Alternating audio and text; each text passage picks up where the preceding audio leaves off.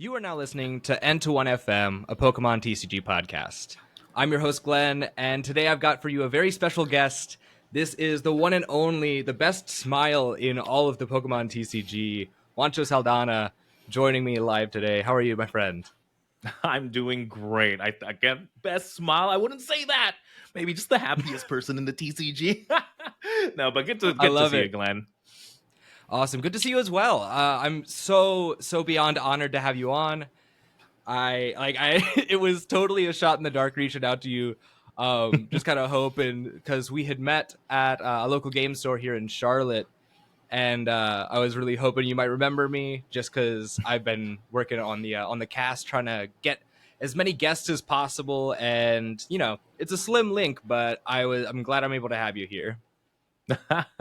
No, I mean, Charlotte wasn't too long ago, so I did remember, and I'm not one to say no to just talking with people in the community. I mean, that is part of the job. I'm getting to know people in the community and doing interviews myself, so maybe I get something off this as well. I hope so. I really hope you get a lot out of this as well. You're used to being on the other side of the mic, though, I presume, as far as the interviews go. Yeah, but typically it's we talk about playing the game. So we haven't played just yet. Maybe we should play a game first, and then it'll be more my wheelhouse. No. True, maybe so. Unfortunately, we don't have time today for that. But there's lots of play to be talked about. But before we talked about play, I want to know about you. Would you like to introduce yourself to the crowd? Tell me about yourself. For sure. My name is Juancho Saldana. My online persona or moniker, I also go by Primetime Wizard TV. That's where I stream. Or I'm still trying to do my YouTube, but I'm working on that. I'm a professional Pokemon player, caster, and wizard. But I'm a professional caster for the Pokemon Company, both the Pokemon Company and the Pokemon Company International, actually. And really, yeah. So I'm based in Asia right now. I am in the Philippines, and I travel a lot for a bunch of the regionals. I did start off as a caster for TPC, and then I just honestly I got discovered by TPCI, and I got the job there as well. But I've been playing the Pokemon TCG for about more than 10 years, probably 12 or so years now. I started in Black and White, but I've been playing the Pokemon video game since Red and Blue. So is that pre or post Mewtwo Wars Black and White? I came in at the thick of Mewtwo Wars, so I had fun. I remember being a broke college student, couldn't afford my own Mewtwo. I got a Mew EX in my Empoleon deck though, just so I could swing one time. Hey, it's something. And, you gotta keep up. yeah, that's for sure. And and again, I'm from the Philippines. I've been playing for 10 years. I've won a couple of things. I'm a national champion for the Philippines. I've won a regional here in the Philippines. Nothing so much internationally. There hasn't been that much. I haven't had too many opportunities to play. And yeah. Cool. I feel like a couple of things you're probably normally. Yeah, that's great. You're normally traveling to cast rather than to play. Is that right? Oh no, 100%. Yeah, I enjoy casting the events, and I so much I'd definitely rather cast them than play. But if I'm not on the job at an event, I'd always think about even if it's like a 14-hour flight, I'd think about I'd consider actually flying just to compete, even though I can't even chase. I'm in a different circuit altogether. So for TPC, if I don't know if you know this, but I'm like kind of like in Japan, right, where Japan circuit is, I don't know how to say it, but they're their own thing. So I'm their own thing. I can't get championship points, unfortunately, but I still play. So you're enrolled specifically in like TPC's league? Yes. In their bracket. Okay, gotcha. Yes. It's a completely different beast. It's a completely different meta game, kind of. We were like best of one, no ties. If you tie, it's double loss. So I don't have to worry about Snorlax, which is nice. Yes. Less Snorlax, the better. That's for sure. But then I face it whenever I'm in the US and I'm not prepared. Oh man, yeah. I don't think anybody's really prepared for Snorlax. You just put in your Minior and hope for the best, really. I know. I hate casting Snorlax games too. It's just I they believe draw. it. It's just like they pass. and yeah, he's passing the turn once again. Wonder what he'll do next turn. Oh man, that is Yeah. exceptional. So, you started off as a player, is that right? Yes, I've been playing for again 12 years. Um, Mm-hmm. and yeah, And, actually, it's because I was a national champion that I did get picked up by TPC. They hosted an event during COVID actually, and they needed a caster, and there's no specific caster for the Philippines, and I just stepped up okay. and got hired there. And that's where I got my first experience. Ended up getting more events Wow, after that, and yeah, one thing just led to another. But yeah, I've been a that is player super first for awesome. sure. Cool. Awesome. Do you have like what was your deck that you look back most fondly on when you think of like the early years of your play before really diving headfirst into casting? Uh, there's too many. I feel like I've fallen in love with so many decks over Mhm. different formats. But I did take a break. So I was very active from 2012 to 2016, right before Boston, right after the Boston World Championships. Okay. And then I did move to the US and I had a son. So, life happens. So I took a break, but I never left the metagame. I still played a lot of PTCGO. So I did play a lot of the Sun and Moon era. And Nice. then I came back during, was it right before Fusion Strike? So Ooh. The yeah, calm yeah. before the Like come storm. back to competitive gaming. No, not that. It was Chilling Reign. It was Shadow Rider. Ah. I was playing Shadow Rider. So Yes. like I love Shadow I Rider because it's the first deck I picked up coming back. Mew VMAX is one of my favorite decks just because I love drawing. But Yeah. Plasma It's nice to see Lugia, cards. no, that's for sure. I think the way you win in the Pokemon trading card game is technically cheating. Not not palming cards, but you cheat the rules. So you either have to draw more cards because technically you draw on the start of your turn, right? So you have cards that allow you to draw more. But my favorite way to cheat the game is taking more prize cards. So Plasma Lugia Yeah. EX back in the day is my favorite deck. My Oh favorite deck, my yeah. favorite card as well. So It's a gorgeous card that and it's a really that cool has to be a archetype big too. one. Yeah. Mhm. That's so cool. Oh man, I bet you were stoked then briefly when Sky Seal Stone came out, yeah? Yeah, I definitely tried to stick that in every deck I could. I think Nate mainly was like in Gardevoir or Yep. that's the only thing I think I could stick it in. Yeah. I don't think it was good at anything else. Yeah. I Awesome. lost box. I tried to stick in True. with the Dragonites. Dragonite V. Yeah. I had Yeah. this pipe dream of an idea to do a Rotom V before Rotom V Star had even been printed. I had this pipe dream of taking a huge knockout with Rotom V and using the Sky Steel Stone to like just take the extra prizes, and hopefully that would be enough to get me a win. It never happened, but I loved that idea because you can swing Yeah, with no, big that's numbers with Rotom. yeah, you can. I think Rotom V Star was making a showing in I forget if it was Charlotte or Knoxville. I remember. So whenever we cast, we can see everyone's deck, and my thing is like I love seeing the names were unclassified. So I like to check Yes, every single deck that is that's so cool. unclassified. Yeah, Oh but man, I love that. yeah, there was. I believe he made day two, the Rotom V That's Star. sweet. Oh, Yeah. that's so cool. I remember when I first heard about it, when I forget what set it came out in. No, it was when Lost Origin came out prior to Silver Tempest ever being like anything in existence. I heard rumor of in Japan a Rotom list doing really well. And I was like, that sounds so sick. I gotta play that. Oh, it So draws cards cool. as well. Just the very Yeah, useful starting ability. That's why we play it in Charizard. true. There's a lot of decks starting to play Rotom just to draw 3 cards. I like it a lot. It's nice to draw cards. Yeah, unfortunately one of them is Snorlax. So Yeah. We don't talk about Snorlax. Awesome. Well, I've got a couple questions for you. Just kind of about you, about yourself, kind of like what it's like in the role you're currently in.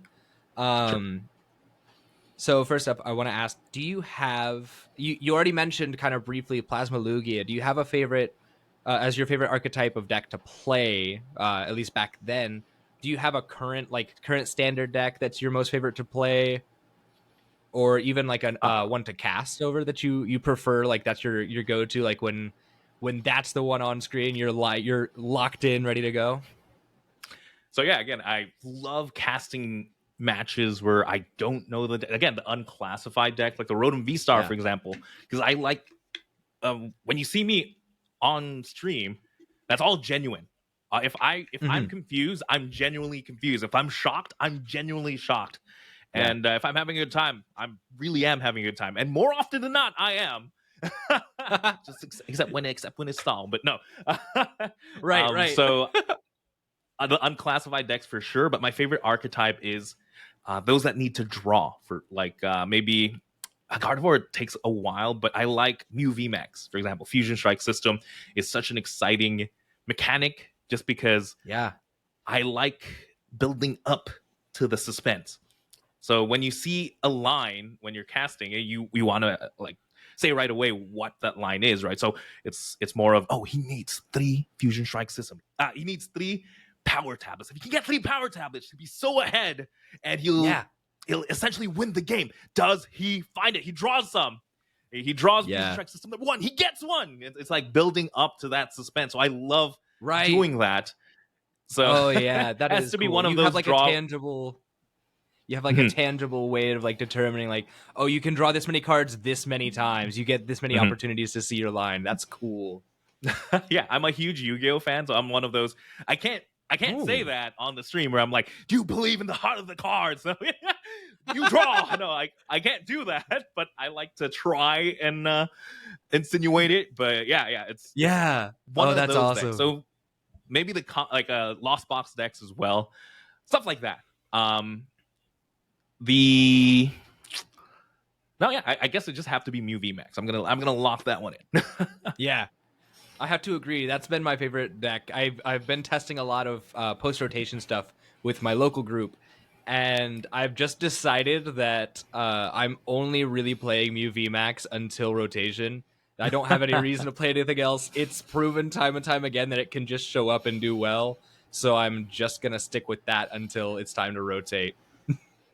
Because I also No, love yeah. that deck. Yeah, Gotta give it that one last ride. Just the Fusion Strike system a couple absolutely. more times. Of course. So cool. And along the same line of that, do you have any players or like matchups that you really like enjoy casting over? There are so many. Well, for matchups, by matchups you mean deck choices, right? I love casting the Yeah. Gardevoir against Giratina, just because I feel like that's a solid 50-50. It is a drag, but because both of these decks are comeback decks, there's a lot of Yeah. comeback potential. So it's like never done until the last prize card is taken versus something. Sometimes you can already tell when a match is just going to be a stomp, for example. And like if Right. you're playing the You can Arceus V definitely Star tell. and you just know they can't get that last 2 or something like that. So I love Gardevoir versus Giratina. As for players, I love casting like someone like Alex Szymanski, for example. Not only is he, I Yeah. think, like people like Alex Szymanski or Azul, I think they're great interviews afterwards, but they also show Mhm. how masterful they are in the game, and they also they just bring the spice. Alex Szymanski always just never ceases to amaze me with some of the deck choices he brings. Yeah. Just like that one time he brought birds, and I thought that was I funny, love and it. he It's was incredible. doing great with it. And then Yeah. Azul just is like, again, one of the best players in the game, and I love getting to interview him afterwards. Yeah, he's legendary in the game. It's nice to know, like as somebody who has never interacted with him before, like it's really cool knowing that he's just as interesting and cool on the mic and in interaction as he is as a player and as an icon for the community. No, for sure. And I mean, you could always catch his stream, and he pretty much acts the True. same way, right? That's true. Like That's true. one of my crown achievements I think as a caster is I was able to set up the interview with Azul to the point where I got him to dab, and I thought that was really funny.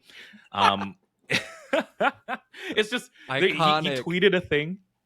He tweeted a thing on he tweeted a thing where he said there are 3 things he loves doing. Um he loves playing Pokemon, he loves working out, and he loves dabbing on the haters. So I literally go to the interview. I'm like, hey, Azul, you've been playing Pokemon. That's great. You look good. You're working out. I think there's only one last thing to make this a perfect day, right? And he dabs. And Oh my gosh. Perfect. That is that's incredible. I love that. That's the moments you dream for too. Is like, I just need him to play into this one thing, and this will be the best interview ever. Oh, that's so cool. Yeah. For sure. I love that. Sweet. Yeah, no, I also am a big fan of Azul and Alex Szymanski for sure. Just both of them as minds in the game and like players and personalities. They are both incredible. Yeah. I mean, I think as my role as a caster is, well, more often than not, I'm also doing the interviews. So I don't know if you know this, but if you're a caster, you're not the person on the interview. But I love talking to the players so much. I get that role more often. And I guess that's why I love interviewing people that just generally seem like they're enjoying the game. Like if you're having fun, even if it's your first time on stream. In fact, sometimes those are the best ones to cast or to interview afterwards. Is it's their first time on stream. They've won, and now I get the winner's interview, and that's just the best. Honestly, it's like I get to talk to people where they're in one of their highest points in the tournament, and for sure. I think that's always just a good time. Yeah, that's gotta be electric for them. Like I have yet to be on stream. Hopefully in the near future. But I can only imagine just the being on top of the world, like, and also like being in a position where you are being interviewed for something where you're achieving bigger than you have before is incredible. I haven't done interviews in such circumstances, but back in the day I used to do a lot of like theater, and even at a competitive level, and the groups that I was with did really well. And I remember I won at a national level for like a musical theater troupe that I was in, and it's the best feeling. So I can only imagine that like that follow-up afterwards, being able to meet people like yourself, people like Chip Ricci and all these other people who are well known throughout the community, like that's got to be an incredible feeling, and I look forward to it. For sure. I was on the receiving end of that. In fact, that's how I got discovered per se as a caster. Is I was just one of Frosted Caribou's interviews. It's one of those, oh, we need to fill time, and then she pulled me for an interview. We interacted a couple of times on Twitter, and I was just hanging around. I got eliminated out of that tournament, so this was day 2. And I didn't make day 2, but I was just hanging around, and she asked me if I wanted to come in for an interview, and I did, and I was over the moon, and it was such a fun interview. Me and Boo had like really good back and forth, and that's how TPCI saw me. And I shot my shot in that interview. I was just like, hey, you know what? Maybe next time, maybe next time I'm going to be the one interviewing you. And that's awesome. Sure enough, it hasn't happened yet. She hasn't played, and I'm casting, so that hasn't quite happened. But it's a goal of mine. It's a goal of mine for sure. Hey, to interview Frosted Caribou when she's playing, and I'm the one working. That would be awesome. Get the reversal. But yeah, again, that's why I know that feeling. That's why one of my goals really is to give other people the exact same opportunities. So when I'm casting, when I'm doing the interviews anyway. If you notice, if I'm working the event, there's going to be a lot of just community interviews. And I really do push for those. If there's any downtime at all, I'll talk to my director. I'm like, hey, I can have an interview here in like 2 minutes, 1 minute. Real quick, they're outside. Let me pull them instead of playing another video. I got them lined up. Let's go. I have an interview ready. I'm just going to pull them in. We don't have to show the PTCG live tutorial. It's okay. For sure. And so good. I'm just trying to give people the exact same opportunity I had, because it was just a lot of fun. Awesome. I love that. Yeah, that's really admirable too. Like the people go to Pokemon for community. That's the biggest reason that I've stayed as long as I have. Is I love the people in this scene, and it's cool. So I have a deep appreciation for what you do by involving the community, getting people to talk when they might not ever really have an opportunity. Because I came back from Charlotte last year, and I was feeling pretty down about it. I took a short break from the game because I was at the time I was kind of on my own. It was prior to finding my current testing group, and I was like, man, I have no reason to show up today too because I feel rough. I had been playing Palkintelion for 3 rounds. It was grueling matchups. At one point I got matched up against Durant Mill, which was Ooh. a whole. I ended up winning that game on a coin toss for confusion, but like it was so much mental strain that by the time I was done, without having anybody to pump me up, I was just like, I'm gonna get out of here. So like the community aspect is so important, and it is very admirable what you're doing, by doing all those interviews. So your work does not go Oh. unnoticed because I've seen it on stream. No, yeah, again, yeah, the community is great. I feel like, again, no, that's definitely why I play this game. I love Pokemon, yeah, but I love the people in Pokemon more, to the point where, again, it's been. So I mentioned earlier, I moved to the U.S. And that's when I took a short break. But again, I moved to the U.S. knowing absolutely no one. I'm born and raised in the Philippines.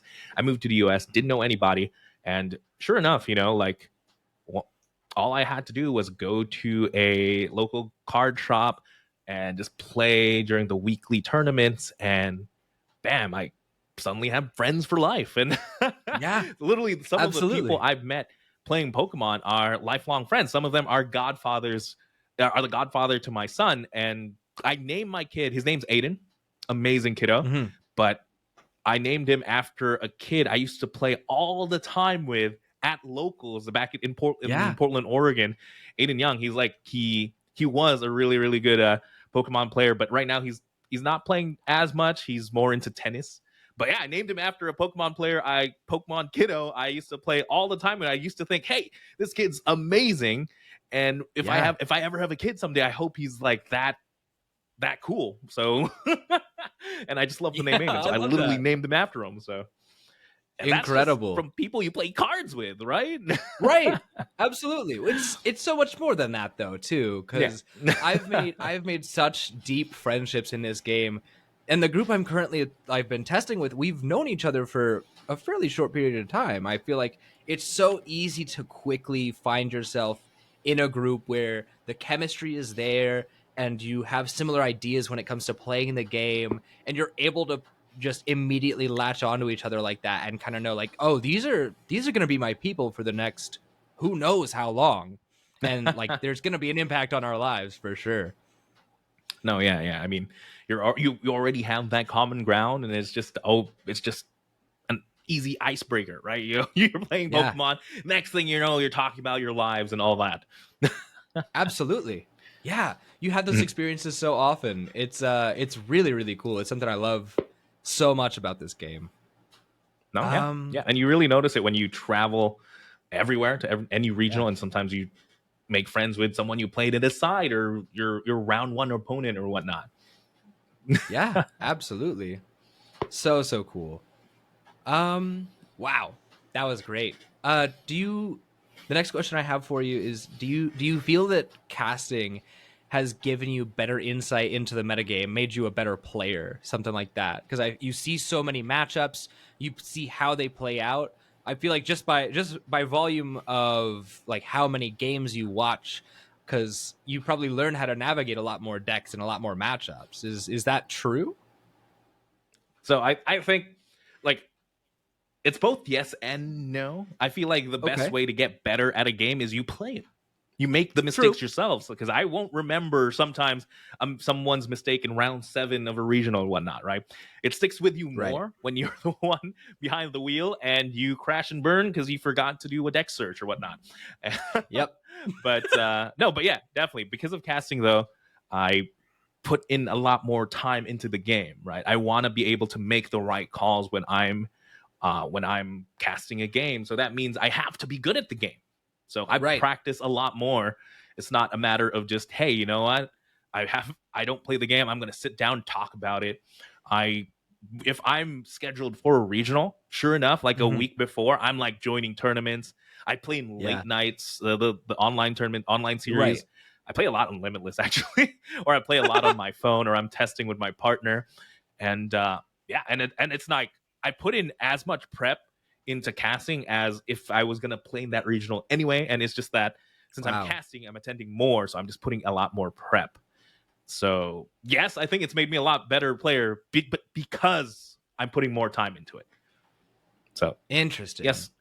Has your knowledge of the deck ever like influenced your casting? Like, I'm trying to think of an example.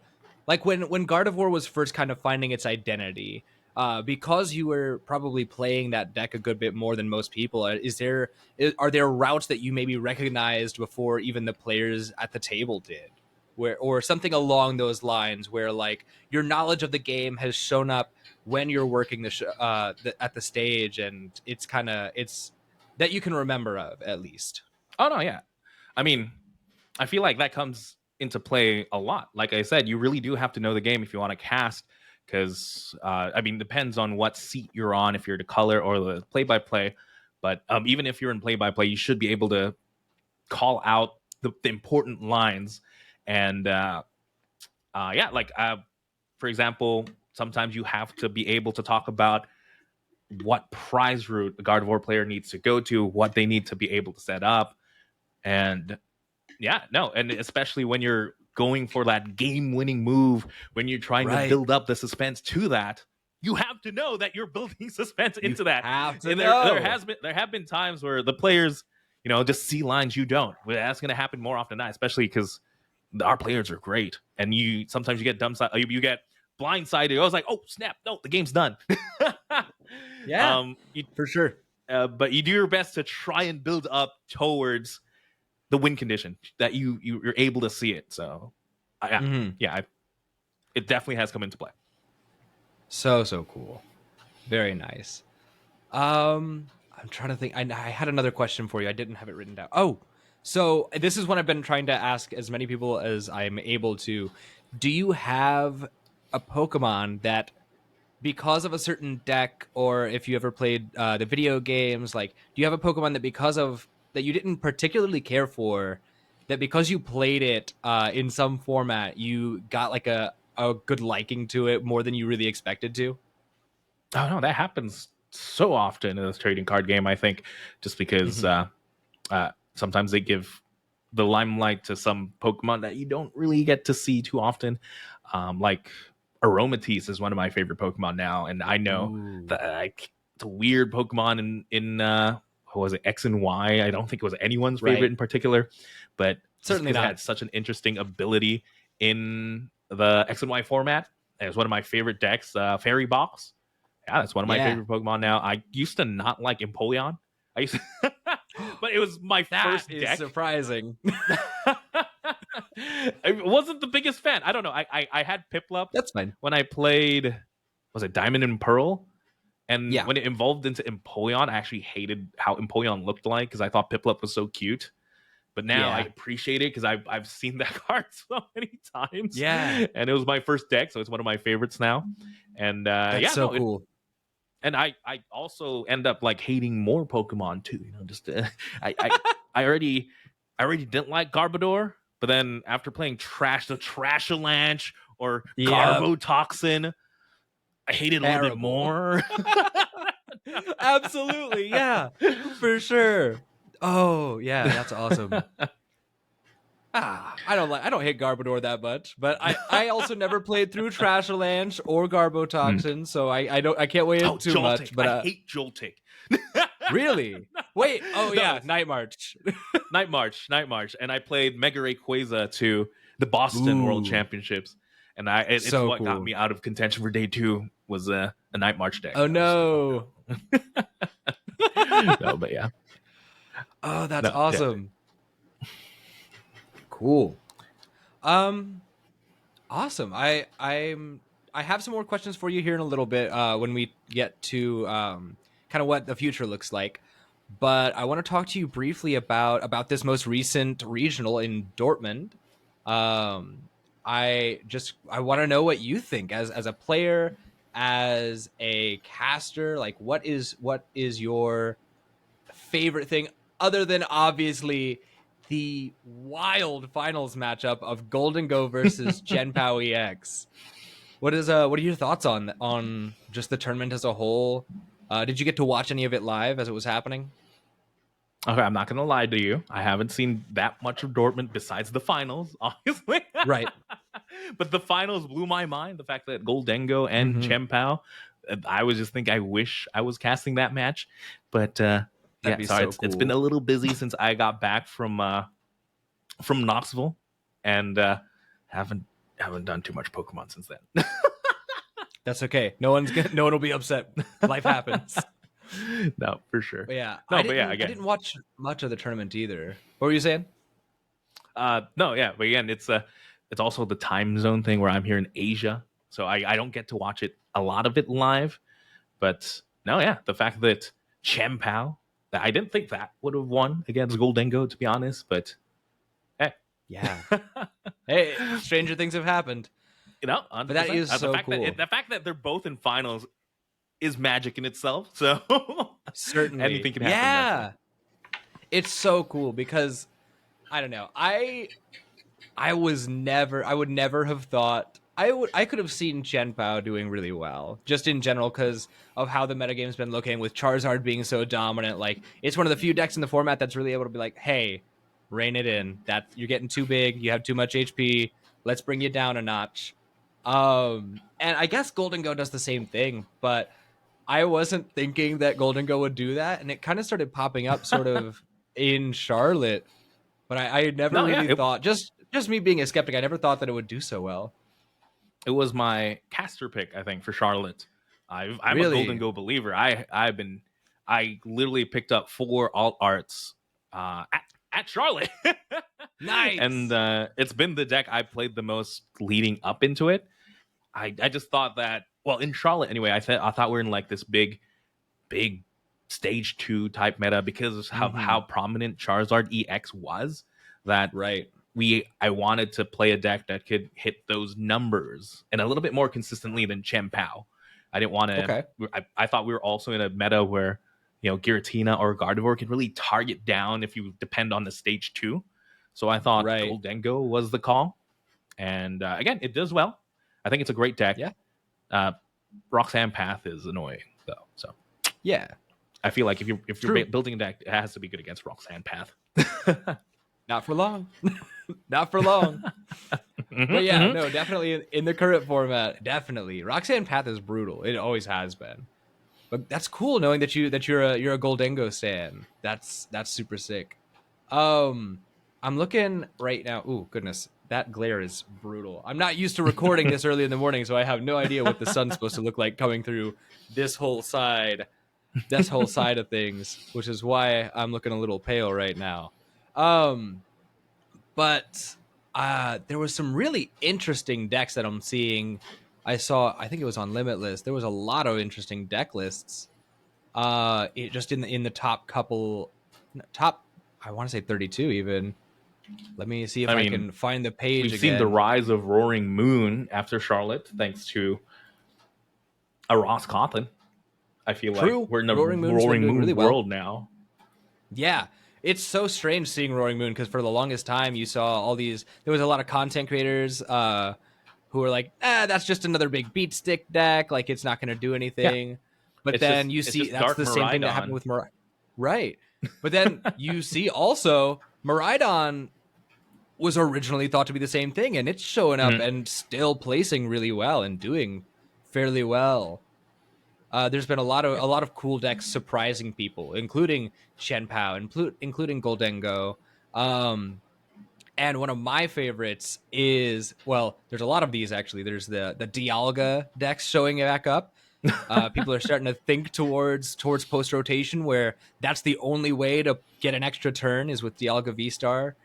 And then there's also what I'm very much looking forward to in post rotation is Bayonet EX here in the top 32. Ooh. That item lock deck. I didn't get to see Yeah, any of these games, but I love this deck. You know what I'm talking about? yeah, the one with you play the new Wally. I forget who the new Wally is, but you get to Yeah. evolve turn 1 if you have So no cool. ability and you just item lock. Yeah, that's sounds gross. I'm Beautiful. excited for Future Box. I feel like we're just in we're just in the black and white Oh, meta right now. We're in what? absolutely. We have Plasma and Toad back. Sure. Yeah. Oh no. I'm so glad you said that. There's one person watching right now who is kicking their feet right now. It is my good friend April. She has been cooking up an incredible Future Box list for the longest time. So I'm sure she'll be Ooh. thrilled to hear you say that. And it plays really well. We've got like the proxies printed out. I've been working on a spread variant that's not near as good, but she has a build of it that has been putting in work at our local scene. I'm very much excited for that deck. Oh, I'm a huge Future Box fan. Again, I mentioned Plasma Lugia was my favorite, Yep. and now we have Iron Hands with Iron Mm-hmm. Ground and all that. I haven't tested as much in the post rotation. It's more of like I'm keeping an eye out on these cards, but I'm excited. I Yeah. don't know how well it is, how good it's gonna be. I did just react to a Twitter post saying because I noticed someone tiered it in D, and I was just like, "Oh no, is it not good?" Whoa. That's a little that's It's a too little harsh, early. I It's too think. early. Very much so. Very much too early. Mhm. Um yeah, no, I'm a big Future Box believer. I think ancient Pokemon are cool. I think the future ones are way better. I think the ancient Pokemon have cool design, maybe cooler designs in some respects, but the future Pokemon as a mechanic, like it does give that same like people were literally when Temporal Forces, I forget the Japanese set names. Cyber Judge and Mhm. I forget that's the important one, is Cyber Judge. Yeah, Cyber People Judge. as soon as Cyber Judge got revealed, people were like, "Oh, it's TDK again." And I was Yeah. so excited because I was like, I never got to play with that. I started playing No. like a year and a half ago, really. I started right after Pokemon Go, I think. And Mm. so I never got to experience any of that format. I think when I first started, it was technically yeah, I started playing when I picked up the World's 2012 Igor Costa deck, the Pesadillo Prism, and I played for a little while. I was like, oh, this is super cool, and then eventually did the Tale as Old as Time. Oh, I'm too old and too cool for Pokemon. I'm just gonna get rid of my cards and be fine. And then here I am in my 20s, just really mad at my younger self for it. But so I never got to experience any of that format, especially at the highest level. So being able to have that opportunity now in the current format, especially with my first real Pokemon video game in a long time as well, is really exciting for me. I love Future Box and what it's gonna become. No, 100%. And it only gets better the more future Pokemon are released. And I think we Yes. have a lot of tools in the future archetype. I mean, we have a Battle VIP Pass any turn, right? And once Battle VIP Yeah. Pass rotates, Future's the only one that's gonna really have that. Besides that Poffin card, I guess. Yeah. The Poffin card's But good, but two yeah, Pokemon good tools. with Techno Radar is really cool. Mhm, mhm. Seems really And good. no, I'm excited. I'm excited for sure. So you said that's your biggest one. Now, when you and I played at a game store in Charlotte, you were on the Lugia V Star. Are you? There's a lot of new support coming out for Lugia in this next format, namely that Chinchino Minchino. that's coming out. Yeah. Oh yeah. Are you still on the Lugia? Are you excited for what's going to become of I that deck in the near future? I never left the Lugia hype train. I literally just came out of playing Lugia against again me and my partner we play a lot of Pokemon. So Right. we before I got hopped on here, I literally was playing Lugia against her uh Lost Tina deck. And I played Ooh. again, I'm just a huge believer in that deck. I played it in a challenge at Knoxville, one of those sweaty challenges on Right. Friday where there's like almost 100 people sometimes.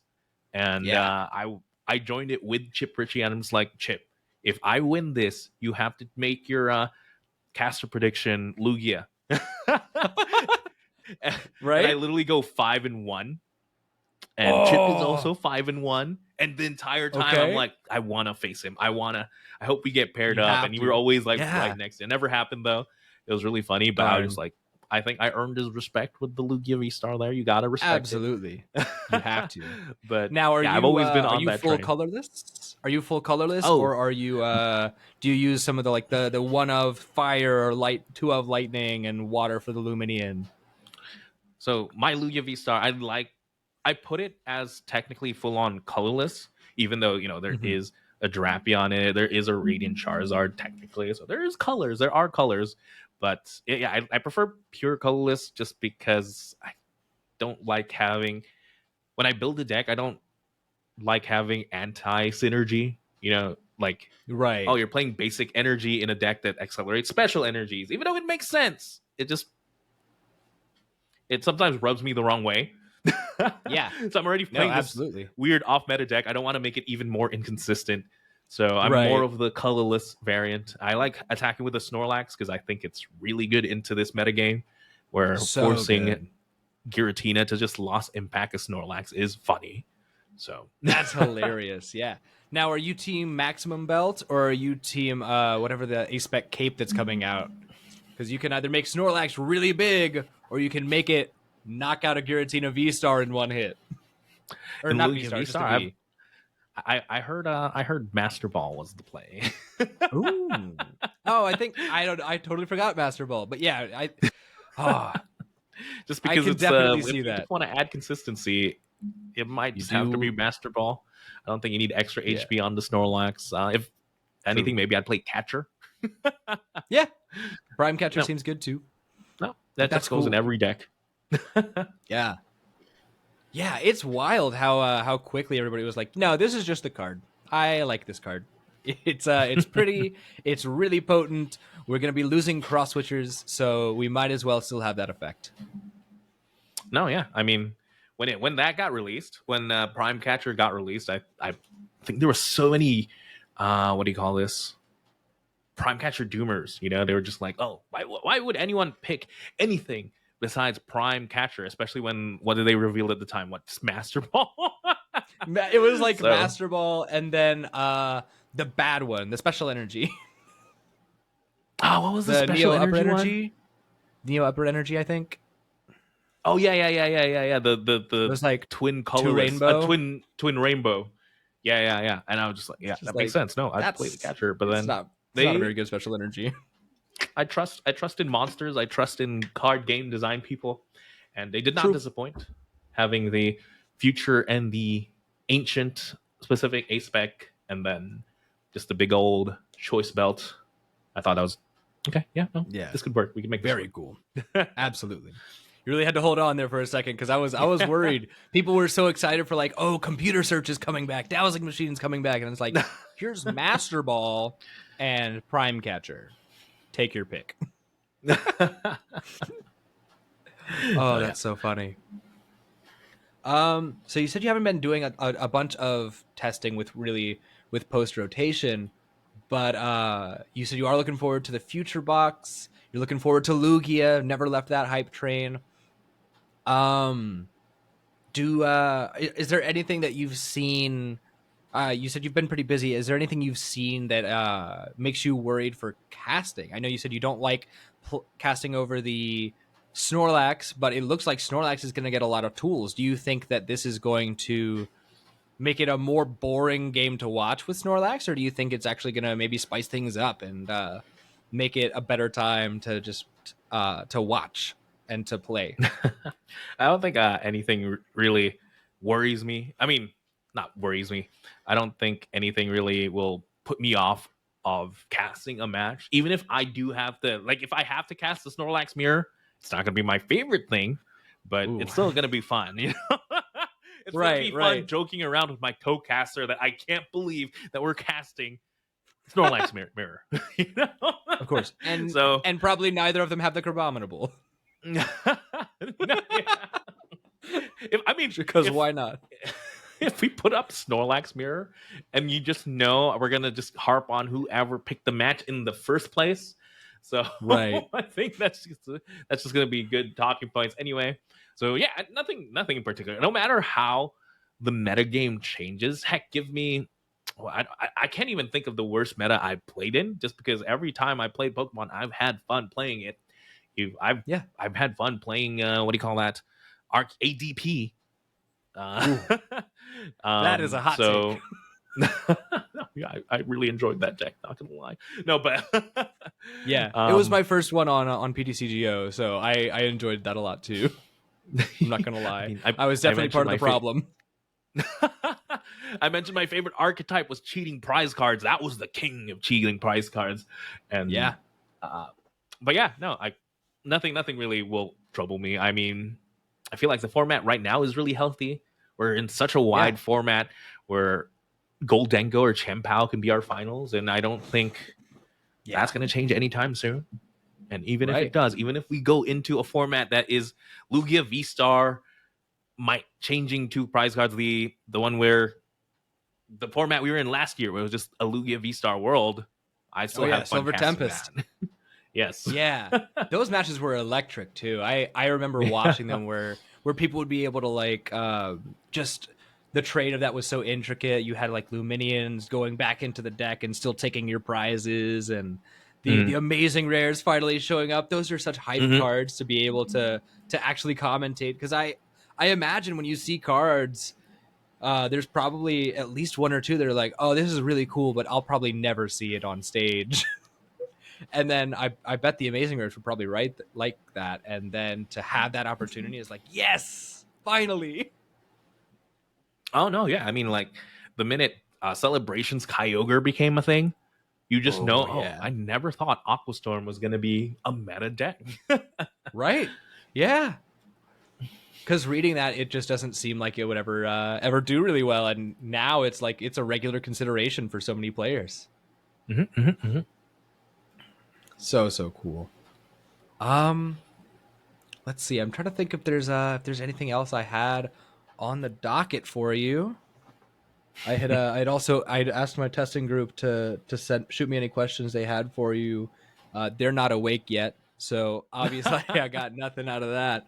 But yeah, is there anything else you'd like to talk about? I'm glad that I'm really thrilled with what we've spoken about so far. Is there anything else that you would like to share with me about, like, your experience as a player, as a caster, like what the regional day-to-day looks like, or just kind of how it's impacted you that we haven't discussed already? No, yeah. I mean, I love the Pokemon trading card game. I feel like being able to cast is a dream come true. It's like, it's the dream job, right? I get to be a part of the community. I get to put a little bit into the history of Pokemon. If anything, I just love this job. I love this community. As for day to day, I can talk about how much work it is really casting these matches. And if you notice, casting is a lot of work. When we're working a regional, it really is work. I feel bad so many times where, when you plan to go to a regional, you plan to see a couple of friends that are also playing or attending. But if, typically when they're off, that means a match finished early. That's when us in production actually have to work a little bit more overtime. That means there's no match on the stream. That means something has to be happening. And you just know we're scrambling for some segment. Maybe we do a caster battle or whatnot. So it's a lot of work. And at the end of the day, it's like your brain is just as fried as if you played the entire day as well.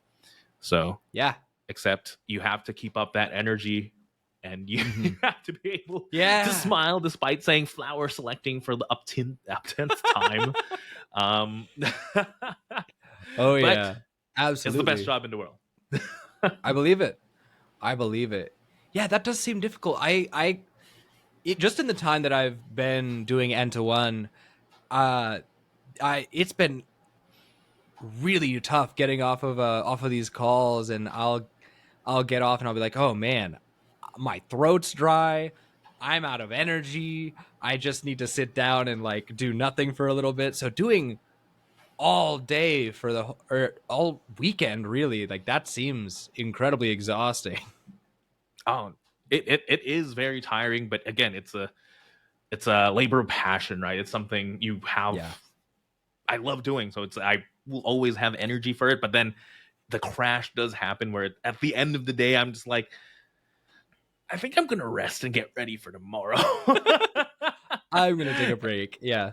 Yeah, and yeah, it does get nerve wracking because the being on camera and all that, being live, like being a live show, and you just have to be able to react perfectly, not perfectly, well, almost perfectly. It is. You're at the end of the day, you're working for the Pokemon company. These are, and Right. you don't want to do anything that will make the big bosses mad. You're Right. you can't even. I don't think I've cursed ever since I got this job. I started casting. I even my day to day, I try to cut all type of cursing because I'm so scared that I'll slip up on stream. Yeah, that would be a nightmare. I could not imagine. It takes is one. All it takes is one, and suddenly maybe you're out of a job. You're never heard from again. Yeah, so it gets a lot of pretty nerve wracking, and especially also when you have to fill the time. I'm known in production as the king of 70-30 because a lot of the matches I've gotten have resulted in judge calls, and those are the hardest. Oh, because then you have to like talk about the game, but then not really talk about the game, or you have to buy a lot of time while they determine the judge call, and you can't make any presumptions until you know for a fact that whatever's happening is correct or you're making the right call. So it's interesting. There's a lot of, I think what you don't see is there's a lot of multitasking involved. Under the desk, there's like a laptop. There's like multiple screens. There's a laptop. You should always have your phone to talk to like the producers and the directors and all that. And yeah, there's a lot of things going on. It's more than just sitting down and talking about Pokemon. Yeah, I heard. When I was listening to Uncommon Energy the other day, Azul and Chip's podcast, they talked about how Chip had filled a role that they recently added called like a subject matter expert or whatever, where it's involved. The job is exclusively like to put up like the cards on screen that are being talked about at the time, and as someone who's in a little bit of production, obviously not live show production, like there is a lot that goes on in putting on something to do a live show. And I really don't think people know about it. Having a whole person dedicated to just the cards on screen seems like overkill, but when you're in that environment, you know it's not. Oh no, yeah. It's funny.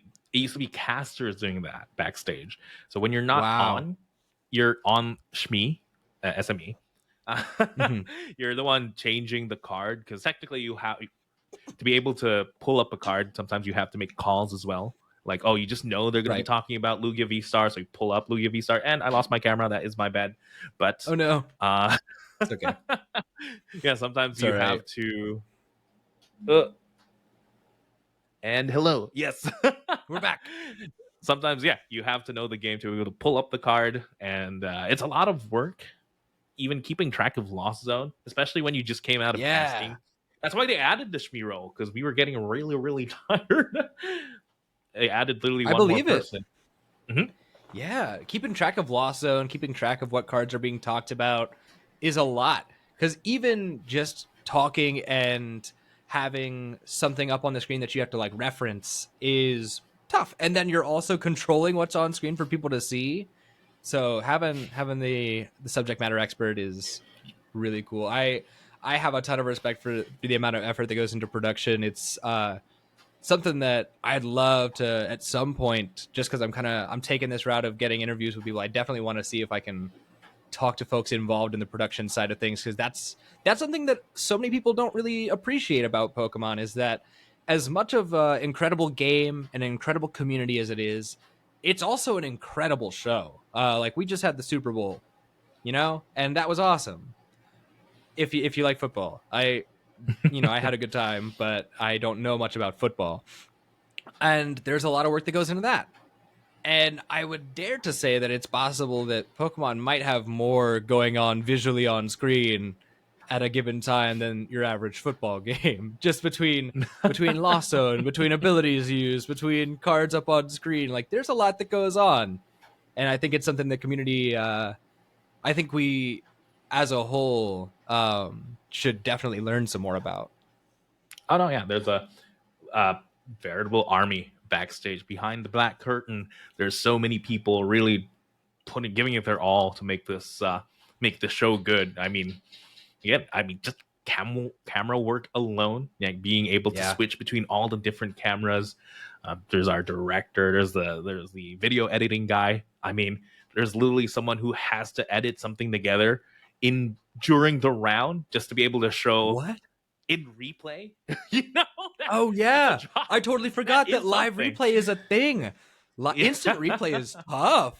That's really difficult to do. There's a lot. Oh man, there is a lot of people backstage, and they are the unsung heroes. There's the stage production, the stage managers and all that. They're great. They're amazing people as well. So shout out to them. Yeah, for sure. Awesome. Well, in that case, I think that's really all I have for you. Thank you so much. You've been wonderful. No, yeah, thank you for having me. I mean, I know you adjusted more than I did. I pushed this a couple of times. I totally forgot that when we first scheduled this, it was on Valentine's Day. Yeah, it's okay. For me, anyway. For me, right. It was Valentine's Day for me, different time zone. And then I appreciate you adjusting to the morning. Yeah, no problem. I'll just have to pray that people can forgive me flashbanging them with my side of the screen. But yeah, no, absolutely. It's been wonderful. You've been an excellent guest. Where can the folks at home find you? Sure.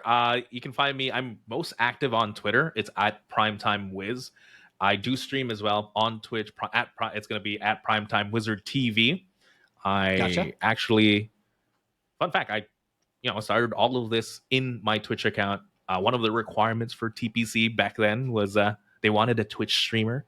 And I was like, hey, you know what? I'll make an account right now.